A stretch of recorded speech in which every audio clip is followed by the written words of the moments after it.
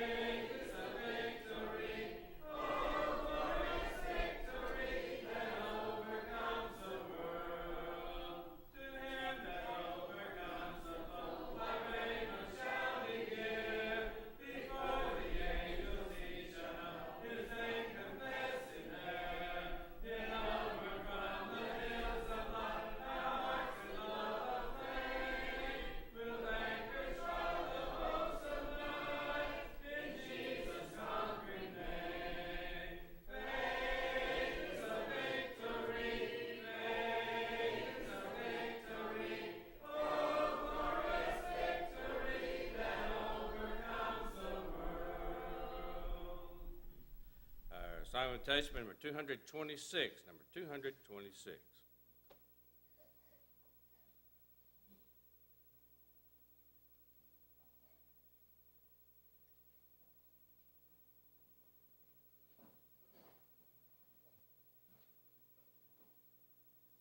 Good morning, brethren. Certainly is good to see a very good crowd, considering how wonderful the weather is outside.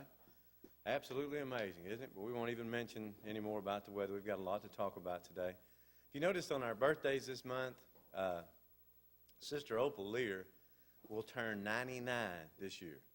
She looks great, but I was wondering maybe if we could do something, if somebody would be kind enough, maybe we could put a card together for her and I could deliver that sometime closer to her birthday. But that's just an accomplishment, isn't it? 99, you know, they say by reason of strength, if you live to be 80, you're doing a good job. She's got that beat by almost another 20 years. So if we could do that, I think that'd be a great thing for her. We have been, and I know I have belabored this, and I don't know any other way to do it, brethren. I have been, over the course of my life, on all different sides of this issue. And I know a lot of times when I would talk with people, most folks don't even really know how to use a concordance. I mean, even members of the church, not real sure what Strong's is or Strong's Concordance or how to look up words and things of that nature. And that's just where most people are. And there's nothing, it would be good if we did, and that's why I'd like to have some classes on that at some point, just to be able to use the tools that are out there. But a lot of times when I talk to preachers about wine and much wine and things of this nature, it just sounded like gobbledygook to me. It sounded like preacher talk. And what I thought was happening with me was that they were evading the issue, just didn't want to come right out and say anything, because it seemed pretty clear to me that the Bible says this and then this. You know, you're not given to much wine means you can be given to some wine. I mean, that's just how I reasoned that. And it just is because I've had the opportunity to sit down to study. I've even studied other languages that I never thought that I'd have an opportunity to do that, but I have.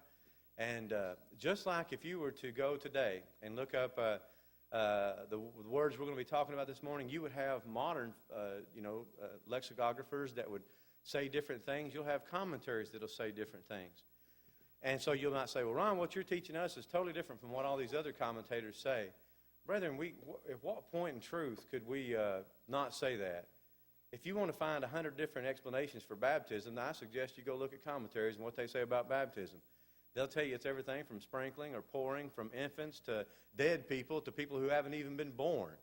And they will totally miss the truth on what baptism is and what it's for. A lot of people don't even believe it's for the remission of sins, even though Peter says, be baptized for the remission of sins. So what I'm trying to do is take you back to that first century mindset, give you the words, and give you what I consider to be a sound argument for why we have misunderstood these passages for a long time. So we've been on this now. This is the fourth week. I will not bother you with it another. But this will be our last week on it, unless, of course, somebody wants to talk about it further. But we've looked at, the different things that, I said, should a Christian drink? My affirmation on that is no. No, you just need to stay away from alcohol. I would stay with the Old Testament, Proverbs 23 on that, and just flat out tell you no. But we spend a lot of time looking at this. First of all, I think we proved beyond the shadow of a doubt, I don't think anybody could argue the fact that we have established there's two different kinds of wine in the Bible. Yayin, the most popular word for wine in the Old Testament, can be alcoholic, it can be non-alcoholic. And the only way that you will determine that is by the context of the passage. We've said various words are translated into Yayin. We gave you no less than 3 Old Testament and 3 New Testament words that are translated into what we read in our Bibles as the word wine. Wine is a generic word, and I think we've proved that beyond the shadow of a doubt. If we haven't, I encourage you to go back and watch week 1. A proper understanding of the word depends on, number 1, contextual use. It's the same thing with anything in language.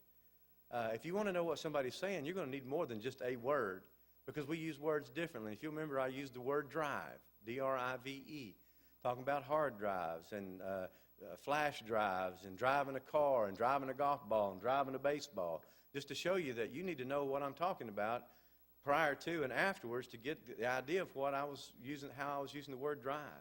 Also, cultural practices of the times. And we could show, we did not, but we could show where even in the 1600s when the King James was translated, that the word wine did not always carry with it the connotations that it does today. I would not stand up here in front of a crowd in 2013, almost used 1900s, you believe that? In 2013, and try to tell you that when we use the word wine today, we're talking about a non-alcoholic beverage. For the most part, when we use that word today in South Pittsburgh, Tennessee, in New York City, wherever, you're talking about something that has been fermented. And that's just not the case it was 400 years ago in English. It's not the way it was in the first century with this word that we looked at, for the most part, oinos, in the New Testament. And also we want to look at harmony with God's principles. That's one of the biggest arguments, I think, from John 2. Regardless of all the different word arguments we've looked at and saw where oinos doesn't always mean alcohol and oinos doesn't always mean grape juice, but look at the fidelity of our Lord to his Father. Read Proverbs 23. Read Proverbs 20 at verse 1. Wine is a mocker and strong drink is raging. And immediately you see that just Jesus making anywhere from 60 to 96 gallons of alcoholic beverage to a bunch of folks who were already well drunk, and he made the good stuff. If we were to bring that over in our vernacular today, even the people that believe you can drink a little bit, say Christians shouldn't get drunk, here you've got people who are in that state. If you're going to use that word in wine, they're being alcoholic, they're already in a drunken state because they're well drunk, they're sat, And then you're going to say that Jesus made the good stuff. So if you're going to use our modern vernacular, you're even going to say that it was more potent. And so look at that, what the character of our Lord. We're going to say that Jesus did that, and I think we showed that I don't believe that to be the case. What we're looking at will help the sincere heart answer the critical query, does God approve of social, recreationally drinking alcoholic beverages? Does God approve, in other words, the use of bad wine? I believe, and I think that we've shown and will continue to show, that he does not. But I realize there's probably even people in the audience right now who disagree with everything that I have said. I would have disagreed with everything I've said so far. That's why I'm trying to give you the tools. That's why I'm trying to give you the words and let you make the decision based on what you know about Jesus Christ, based on what you know about God, and look at that and compare that with what we've looked at and we'll talk and have talked about with alcohol. The social drinker often states, Jesus drank wine. How can we say it's wrong to drink in moderation? We looked at this last week, wine used in the Gospels. This assumes wine is always alcoholic. And remember, we've shown that is not always the case. Context demands. This assumes moderation is acceptable, and I don't believe that's the case. Particular emphasis on today is going to be on the writings of Paul, particularly on the qualifications of elders and deacons. And I'm not picking on the elders and I'm not picking on the deacons, but a lot of people take 1 Timothy 2:8 and run with it. Say, well, if the deacon, elders, they can't have any wine. That's right. They need to be abstinent. Now, the deacons, they can have a little bit now. Every now and then they can kick back and get a little bit. Now, members, Oh, man, we can pretty much get with it if we want to, as long as we don't get drunk. And, of course, everybody, has their own definition of drunkenness. Hey, he can't stand up. Well, he must be drunk. Well, he's wobbling everywhere. Well, he's on his way to being drunk. So we all have our own definitions of that, which we tried to show that drunkenness is a state that you begin with the first drink. And where you are along that process to just being totally inebriated and unable to even breathe is based on how much alcohol you take in. And that's exactly what I have here. Some argue elders can't have any, deacons can have a little bit, members, you can get with it. You just can't get drunk. Well, I don't believe that's what it says. We're also going to look at Timothy's medicinal passage. And I'm going to tell you straight up, I believe that 1 Timothy 3, Titus chapter 1 and 2, and 1 Timothy 5 could be dealing with alcohol, most for sure. Timothy's passage, we're not sure. But obviously the first two are, because the elders can't have any. It can't be talking about grape juice, because what are we having this morning? We're having the fruit of the vine. Elders are required to take the Lord's Supper. So to not have any wine means they can't have any kind of blood of the grape. So they're not required to take the Nazarite vow, if you will, something that's done in the Old Testament. So that's not a prohibition against grape juice. It's a prohibition against alcohol. Some believe that if Timothy could use a little for his stomach, for stomach ailments that he's having apparently, that they can have as much as they need for their buzz. If Timothy used his medicinally, I like to use mine medicinally too. At night, I just kind of want to kick back and let things kind of go a little bit. So I drink me a little alcohol, kind of like Timothy did. And no, brethren, we're going to look at the difference between the alcohol then and alcohol today, even if that's talking about alcohol, and I'm not sure that it is. And we're going to look at those things as we go along. Here's the passage that we're going to begin with. Notice it says, not given to wine. Now, this is a qualification. This is the beginning of the negative qualifications for the eldership. Remember, if somebody wants to be an elder, it's a good job. It's a good thing. Verse 2, he gives us some positive qualification, husband of one wife, so forth. Verse 3 starts giving us the nots. He's not to be given to wine, no striker, not greedy of filthy lucre, but patient, not a brawler, and not covetous. Not given to wine, it comes from this two Greek words, me, perinon. Me is just a Greek word for no, none, not. Not perinon. Now, perinon is from a compound word. I want you to see that's the English translation of this word used in verse 3, par onion. It's a compound word. That's why I have it divided up. Para is just a preposition. It means beside or around. Oinos is the word we've been looking at that is most oftenly translated wine in the Greek New Testament. This literally means beside the wine. Not necessarily drinking it. You're not even supposed to be around it. To literally stand beside the wine. Not standing beside the wine is the literal interpretation there. Notice the American Standard Version wants to give you that idea, and so they're doing it with a word that they believe, with a translation they believe, shows you the effects when you stand beside wine.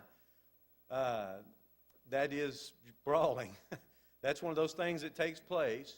If you don't think that's the way it is, then talk to some of your local law enforcement who get called to these establishments that serve alcohol, because you get people start to get inebriated, they kind of lose self-control because that's just the nature of alcohol. Starts cutting off air to your brain. You start doing things you normally wouldn't do.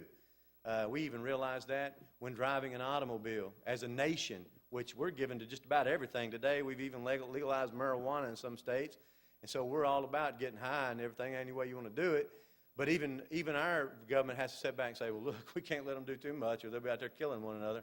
And the insurance companies have a lot to do with that because they realize what happens when it's only my brethren, it seems, that sometimes have a hard time understanding that. No brawler is from that me perinon in verse 3. If we observe carefully, we can see that this is one of the negative qualifications of an elder. Notice it's the antithesis of what is stated in verse 2. Now, I realize this is one of those lessons you're not going to be able to watch and keep one eye on Gunsmoke or think about what you got cooking at home. You're going to have to pay attention, okay? For those of you who don't know, Gunsmoke was an old Western that we used to watch when I was growing up.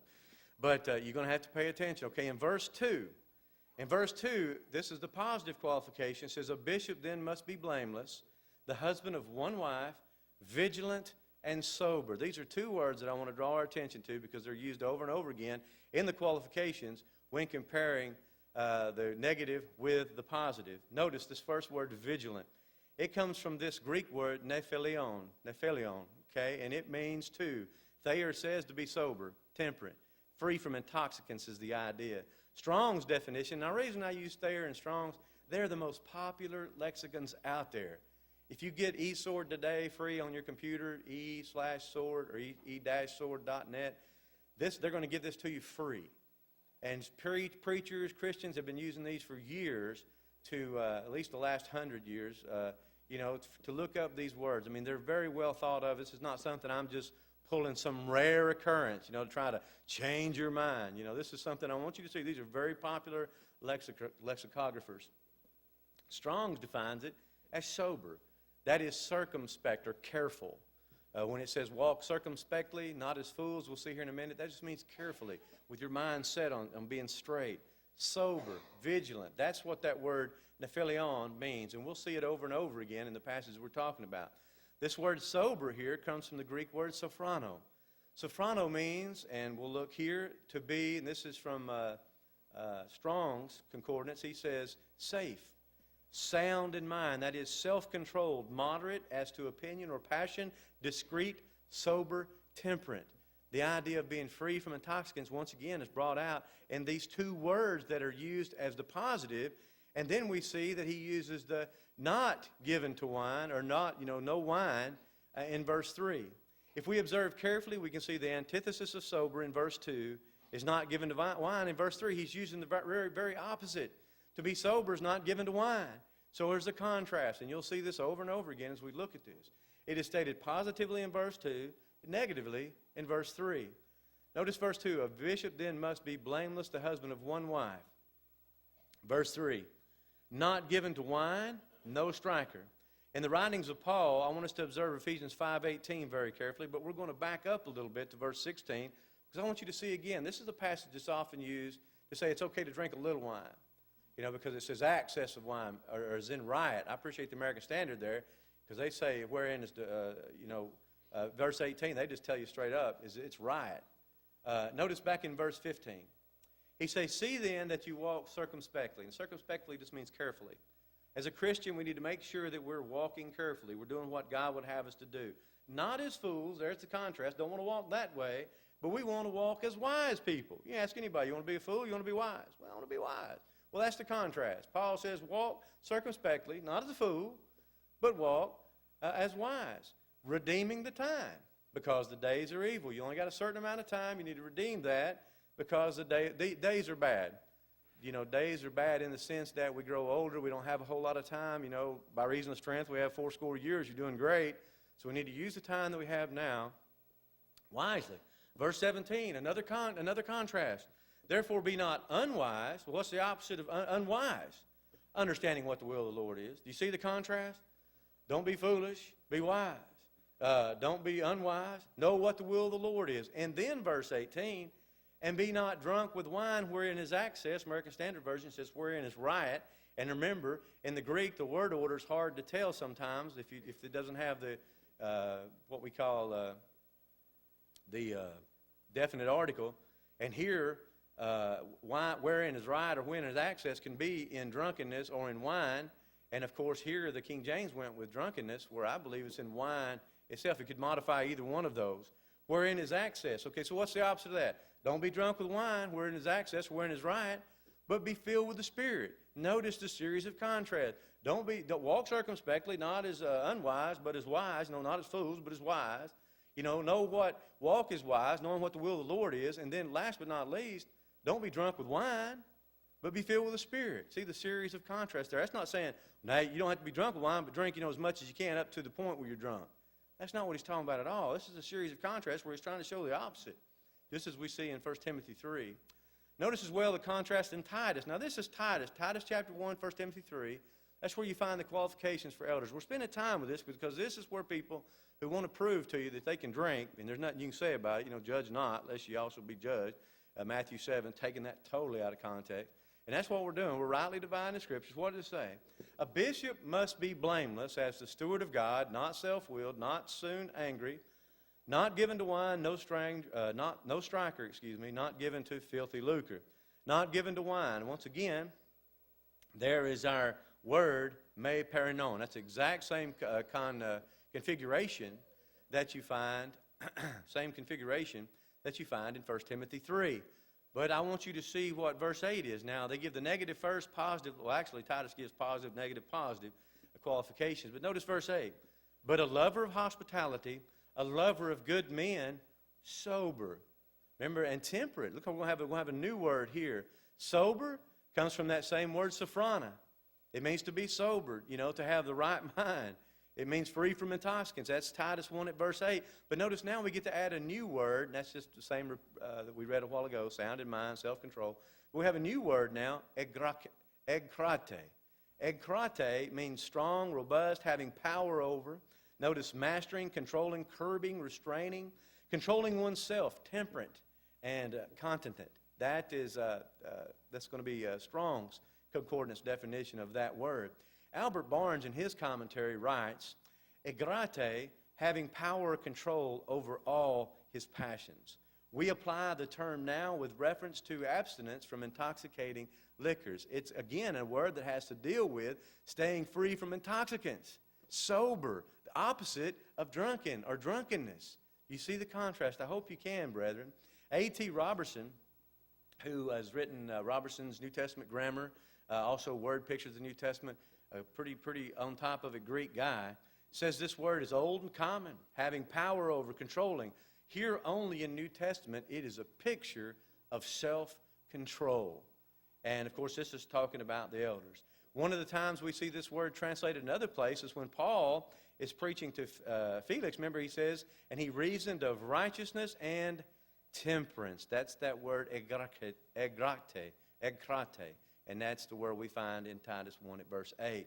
Three different words, nephelion, 1 Timothy 3:3, sophron, Titus 1:8, and grate, Titus 1:8. All of these deal with free from intoxicants, sober. And they're always used in contrast of not given to wine. Here's a fellow not given to wine. What is he? He's sober. He's temperate. He's walking circumspectly, if you will. They're contrasts. Another contrast is found with the aged women. See, women, you don't get out of this now. You can say, well, I can't be an elder or a deacon, so that means I get to have my time at the trough. No, I'm sorry. You can't. Notice in Titus 2, verse 3 through 5, this is aged women. The aged women likewise, that they be in behavior as becometh holiness, not false accusers, not given to much wine. You say, hold on, Ron, that says not given to much wine. That means I can have a little. We'll look at that argument here in just a moment. Teachers of good things. Notice this word's not given to much wine. That comes from me oino, me meaning no, oino, wine. Second line there that's underlined. Polo means much. And notice that dedalamenes. That means doulos is the word for slave. It means don't be enslaved. Some of your translations may even have that. Don't be enslaved to much wine is the idea there. And notice why that is. In verse 5, they are to be, here's your contrast. Here was the don't be given to wine, don't make wine, let it be, make you a slave. Verse 5 is going to be the contrast, to be discreet, chaste. To be discreet, there's our word again, sophronos. Now, you'd never pick up sober-minded from that, would you? But, thankfully, the American Standard, they want us to know, hey, that's dealing with free from intoxicants. That's sober. The American Standard Version translates that, to be sober-minded. That's what that word means, free from intoxicants. And why is that? Why are they to do that? Because they are teaching by example. Notice that's repeated over and over the things we've looked at. Elders are to stay away. They've got to be leaders. Number 2, deacons are to be examples. We're going to look at them here in just a moment. Aged women are to teach. Here's what's stuck in between those. Don't be a slave to wine, but be sober-minded, verse 5. Don't be a slave to wine, verse 3. Be sober-minded, verse 5. Why? That they may train the young women. Train the young women to love their husbands, to love their children. You see, older women are to teach the younger women. And one of the things they're not to teach them is that you spend a lot of time drinking wine. That's just the bottom line. Verse 6, continuing that same thing. Young men likewise exhort to be sober-minded. There's our word again, sophrenein. And you may see the endings a little bit different on this word sophron. It's just the way the Greeks inflect the language to say you, he, she, it, and to tell you whether it's a verb or a preposition or something of that nature. The late Guyan Woods, who I just think hung the moon. Brother Woods was a great gospel preacher for many years. In 1977, in an article entitled Elders and Deacons in the Church, notice what Brother Woods says, and I believe rightfully so, although he was just a man like you and I. He says, obviously, any man, elder, deacon, first of all, man, elder, deacon, preacher, Bible school teacher, or any person in the church cannot set the proper example of Christian living who engages in the use, in any degree, of that which has been the occasion of so much sorrow, grief, and ruin in the world. And if you don't think alcohol has been that, then spend some time with me this afternoon, and I'll give you the history of my family for about the last 100 years, and then you tell me if it's sorrow or grief or pain. And you can go to just about any family in this room, and you can go back 10, 15, 20 years, and they can tell you about people and lives that have been destroyed by this beverage, and that's simply what Brother Woods is saying. Let's be honest with this. Look at what alcohol does. Look what it does to our society, and then you tell me that a Christian can do that and be the proper example. And he's saying not so. Temperance in the use of harmful things is total abstinence. Notice what he says. There is no such thing as a proper, moderate use of drugs, alcohol, and other harmful substances. Can you imagine an elder who is a meth user, but he says, you know, I don't do it a lot. I'm not the under influence of law, you know. And occasionally, every now and then, I may burn a doobie, you know, but I don't do it a lot. And it's just, you know, it's a drug. And in Colorado, you know, that it's legal. California, you can drive around with one tucked behind your ear. They can't even pull you over. Washington State, it's legal. So, I mean, what's the big deal? You know, I'm temperate most of the time. I mean, I'm sober. I mean, I might be a little high. But is that, do you see that? They don't gee and haw, brethren. Don't gee and haw. It's interesting to note that women in general are to be abstinent. Notice, women in like manner in verse 11, which the King James now will say their wives, and that's supplied there. Gunnicase there is a generic word for woman. So you have to determine whether he's talking about deacons' wives. It's interesting that the deacons' wives couldn't drink and the elders' wives, you know, possibly could. If you're going to say this has to be the deacons' wives, or is it both their wives, elders and deacons? I think women is a better translation there. That's what the American Standard Version went with, because he jumps back on and names deacons in verse 12. Says, women in like manner must be grave, not slanderers, temperate. There again is our word nephilios, which means to be free from intoxication, sober, discreet, temperate. The same is enjoined, commanded to aged men. You see, we've hit it all. Young women, follow the example of the old women who can't drink. Young men, be sober-minded. Elders don't do it. Deacons don't do it. Women don't do it. And now we're going to throw the aged men in there. Notice Titus 2:2. That the aged men be sober, temperate. There's two of the words we've already looked at. Nephilios, to be free from. Sophronos, to be discreet, to be free from intoxicants. Sober. If you translated both those words sober, it would be the right translation. That's what that word means. Titus 2:11. For the grace of God. This is still in the book of Titus. Now, I want you to see this. He's summing up now all these things he's talked about, younger women, older men, younger men, deacons, so forth. For the grace of God that bringeth salvation hath appeared unto all men. What is it teaching us? What does grace teaching us? Teaching us that denying ungodliness and worldly lust, we should live soberly, righteously, and godly in this present world. Guess what? There's your word, sophronos. Free from intoxicants, sober. I mean, it's translated soberly. The view that some consumption is permissible based on the term much is absurd, and it's unwarranted in light of the overwhelming nature of the evidence regarding the text. Likewise, must the deacons be grave, not double-tongued, not given to much wine. That's it. And a lot of people feel very comfortable when they're drinking their 34th beer about how they feel about things because, hey, the deacons are not able, the elders can't have any, deacons must be able to have some or it wouldn't say much. So, you know, me being a regular member, or not even a member, you know, but I can still be pleasing to God or whatever, I can have a little. Well, here's our word that's translated. Here's the phrase, me oino polo prosekentos, okay? Prosekentos is a total new word to us. Me, we know, means not. Oino's wine. No wine. Polio, much. Polo. And then prosekentos. Let me show you how this last word is translated. It's translated here in this particular passage we're looking at as not given, okay? Not given to. But the word means not to hold the mind. That is, pay attention to, be cautious about, apply oneself, adhere to. Prosecco means to bring to or bring near, like landing a ship. And you might say, well, that doesn't say anything about that. That doesn't even make sense with given to. Most of the time when this word is translated, the majority of the time, well, I should say the most that it's ever, one word it's ever translated is beware.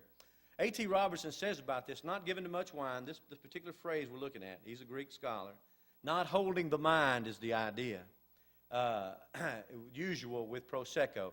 1 Timothy 1:4, not give, it's not the word given. But let me show you Matthew 6:1, same word, prosekentos.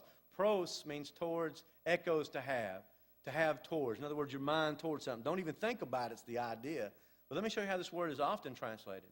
Jesus says, take heed, okay? Take heed that you do not your alms before men. So he's warning about something. It is most of the time used as a warning. Jesus is going to use this again, same sermon, Sermon on the Mount, Matthew 7, verse 15. Beware, same exact word, prosekentos. You beware of false prophets. You stay away from them. You hold in the mind. You be watchful. Remember, this is the same passage which he talks about good trees yielding bad fruit and bad trees yielding good fruit. Can't do it. Be a fruit inspector. Beware. This is also in the same context of judging. Don't judge hypocritical judgment, but watch, see what's taking place. Judge righteous judgment, as he'd say in John. Don't use hypocritical judgment, but you got to use judgment. And here he says, beware. You give heed. This prosekentos. Matthew 16:6, same word again. Take heed and beware. See, there's a word heed that's a different word than our prosekentos. Here it's translated, I guess it would be redundant to say take heed and heed. But it says, and beware. It's a warning. Stay away from. This is what's translated, not given to much wine. Not given to much wine. Now let's take that same application that we like to use that much with when we're trying to justify social drinking or recreational drinking. And let's apply it to other passages in the Bible. Be not over much wicked. Now, if we're going to take that same mindset about much wine, what can we say? How about a little wickedness? As long as we don't have over much wickedness, then we can have a little bit of wickedness, as long as we're not overcome by wickedness. We wouldn't rationalize that way. We wouldn't reason that way. James 1:21 says, wherefore lay apart all filthiness and superfluity of naughtiness. That superfluity of naughtiness is not a way we'd say that today, but it has the idea of overmuch, abounding naughtiness. As a matter of fact, the American Standard Version, translated about 300 years later in the King James, says, wherefore putting away all filthiness and overflowing of wickedness. Well, does that mean I can have a little wickedness as long as it's not overflowing? In fact, we can fill that thing up to the brim as long as we don't run over. Let's have a little bit of wickedness. No, that's not how we reason. 1 Peter 4:4, wherein they think it strange with you that you run with them to the same excess of riot. Would we say then, how about a little riot? How about we just run in the riot a little bit and not a whole lot? We wouldn't reason that way with other things. Why do we do that? Why do some people do that with alcohol? I think it's pretty obvious. They want their alcohol. And they're willing to do what they need to with the Bible to let it say that they can have it. And plus, sometimes we just look at language for what it is and we say, hey, that says wine and it says not much wine, so that means I should be able to have a little. No, the contrast, as we've looked, is to stay away from, and it's just the way we use language. Notice 1 Timothy 5:23. This is our passage that so many people want to use to try to say different things. It says, drink no longer water. Apparently, Timothy had a weak countenance. It says, but use a little wine for thy stomach's sake and thine often infirmities. Just like in John 2, you cannot, from this word in the Greek, determine whether or not this is talking about alcoholic wine or just plain, simple grape juice. Why is that? It's just the word oinos. Context demands. Well, what's happening here? Let's take a look at it. It is amazing that some try to just use this passage now to justify their lust of alcohol. Here you have a young preacher who, whether it's alcoholic or non-alcoholic, won't touch it. He stays completely away from wine so much, whether it be the grape juice or alcoholic wine, that Paul has to step in and say, hey, you may need to do this. You need to do this to take care of your infirmities. A young preacher doesn't drink the blood of the grape due to what others may think. He's worried about his influence. I remember long ago in a revered preacher at Freed Hardeman, when he was told by his doctor, this doctor told him, says, listen, you need to drink a little bit of alcohol at night. It'll help you sleep. And he told him, just like Paul going to Jerusalem, I'm ready to die for my example. He said it would kill me if one of my young preaching students came to my house and just happened to see a bottle of alcohol. Or if I went into a store to buy this alcohol that you tell me to use for medicine, and one of my young preaching students or one of the young ladies who's in my preaching class or teaching class, Bible teaching class at Freed Hardeman. You got to take if you're enrolled there, you have to take a Bible class every quarter. He said it would kill me. I would rather die. I would rather not sleep at night than drink alcohol. And he was so worried about his influence. Here's the same idea. Timothy doesn't want to do, whether this is alcoholic or non-alcoholic, he doesn't want to be using that. And I believe it's probably talking about, though, in my opinion, probably alcoholic. But we can't determine that from the passage. This man is having some stomach ailments. He's sick.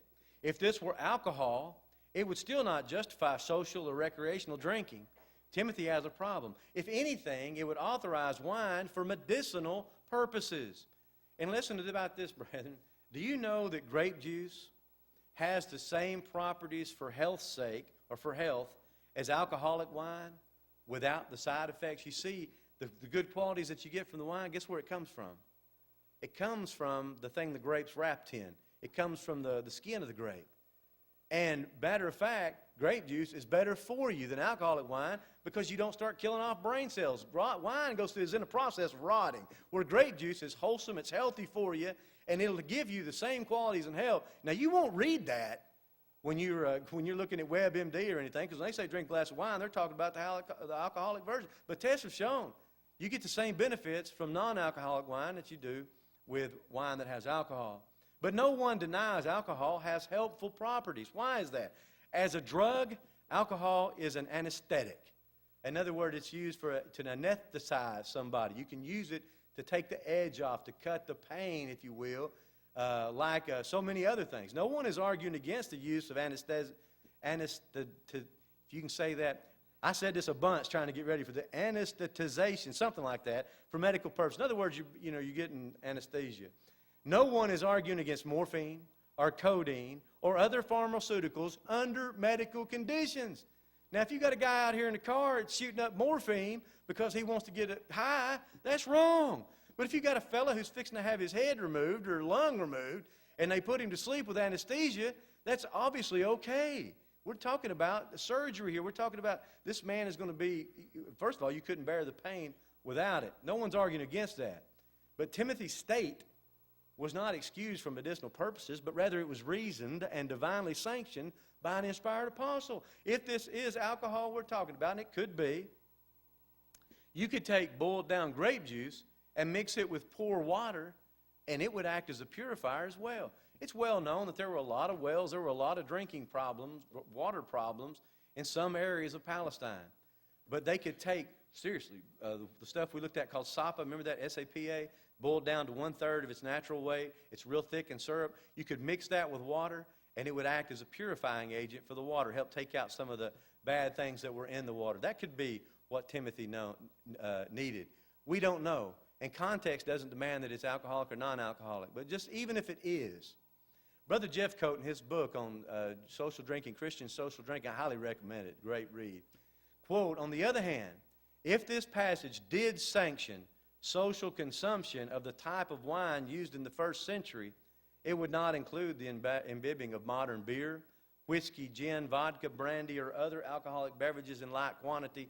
That stuff they had in the first century doesn't come close to the stuff they sell over the counter today, which sometimes will have, we call it proof, 100 proof, 120 proof, 80 proof, 60 proof, things of this nature. It is, they didn't even have distillation in the first century. It'd be the 700s when the Arabs would come up with this, where you could really pump the alcohol to something. So even if it was the case, if somebody tries to say, well, I think you can drink because Timothy did it. The type of wine he was dealing with, you couldn't stop and get a six-pack. You couldn't stop and get a bottle of liquor. One drink and you're way over what you could have drunk really getting down with wine. But the bottom line is, we need to realize wine in the Bible, generic term, don't know if it's alcohol or not. We have given, I believe, sound arguments against social and recreational drinking. It is up to you, the individual. You must decide whether or not to drink or not to drink. You know that old saying, what would Jesus do? Now, a lot of people say, John 2, Jesus made wine, and not only did he make it, he probably drank it himself, and, well, he made a whole lot of it for people who were already intoxicated. I believe we've already showed the fallacy of that. If he did, I believe he would have sinned.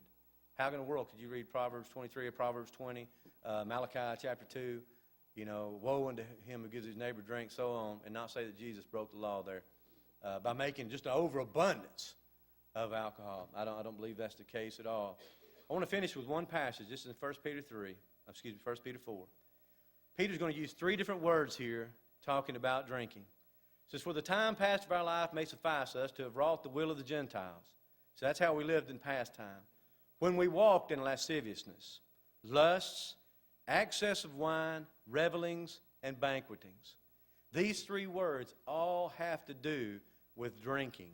And each one of these words builds on the other. Actually, it starts out heavy and goes light. Excess of wine is somebody that's just is taking in too much wine.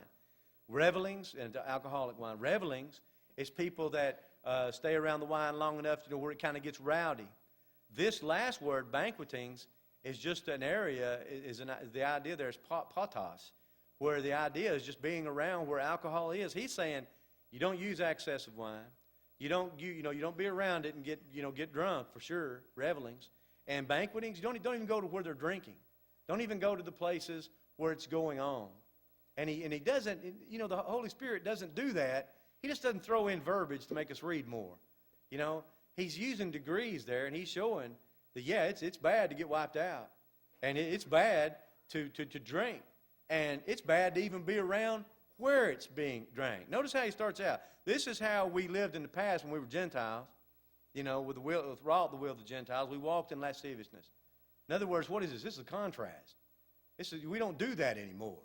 And abominable idolatries. You go on to verse 4, he talks about this is how we walk now. We don't do that anymore. And like I said, I realize each one of us will have to make up our minds. Are we going to allow arguments like the word much that we've shown can't possibly mean that you can have a little in other places? Why would it mean that you can drink a little there? We showed that Jesus, in my opinion, and I believe what the Bible teaches, I think it's very hard to be Christ-like and look at all the attributes of Christ and then try to say that he made a whole lot of alcohol for people who are already in a lot of trouble, are already well on their way, or already have well drunk. So you have to make that decision. I hope these lessons have helped you. They're all on CD and DVD. You're welcome to challenge anything I've said. I'd be happy to sit down with you and discuss this. But I was wanting to show you, I believe, the biblical argumentation against what has been held as a truth for so long just because of a misunderstanding of some of the words that we have. I realized that was a lot of preacher verbiage. I realized there were some big words in there and a lot of things, but so was eschatology, ecclesiology, and theology and all. Sometimes we need things explained to us. And I hope that I've done a good enough job with you. I told my wife this morning, I said, this is going to be a tough sermon. There's a lot of stuff in there. Go back and look at it again. You're more than welcome to challenge anything I've said. I'd be happy to study it with you individually. Could be the case you're here this morning and not a New Testament Christian. That's the first thing you need to take care of. You need to obey the gospel. Time and time again, we see the gospel being obeyed in the book of Acts. We find people going out preaching. Men heard that. Ladies heard that. They believed it. They were willing to change their lives, do what God would have them to do, and not what the world would have them to do. That's hard to do sometimes. A lot of people had to give up a lot of things. Remember, Paul told the Corinthians, sometimes you were fornicators. Sometimes you were adulterers. Sometimes you were drunkards. But we're not that anymore. We've changed that. They were willing to do that. And in doing so, they stood up before men and confessed that Jesus was the Christ. They were baptized for the remission of the sins. The Lord added them to the church. Maybe you're here this morning and just simply need the prayers of the church. We stand ready to help in any way that we can as together we stand and while we sing.